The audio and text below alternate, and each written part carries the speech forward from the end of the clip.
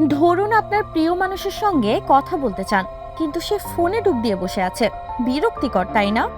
এ কিন্তু সাময়িক বিরক্তি নয়, ফোনে নাক ডুবিয়ে হয়তো কাজই করছেন, এর মধ্যে কাছের মানুষের সঙ্গে সম্পর্কটাও একেবারে ধ্বংস করে ফেলছেন, অথচ তিনি সেটা টেরই পাচ্ছেন না। মনোবিজ্ঞান বলছে ফোনে অতিরিক্ত মনোযোগের কারণে নিজের অজান্তেই সামনের মানুষকে উপেক্ষা করে ফেলা হয়। একে বলা হয় ফাবিং।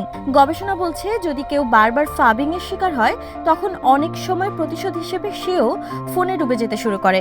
তখন তৈরি হয় ডেঞ্জারাস স্পাইরাল। দুজনেরই নিজেকে কম গুরুত্বপূর্ণ মনে হয়, অবনতি হয় সম্পর্কের। তাহলে কি করবেন? নিজেকে দোষারোপ করে লাভ নেই, বরং সহজ সমাধান হলো সচেতনভাবে ফোন ব্যবহার করা।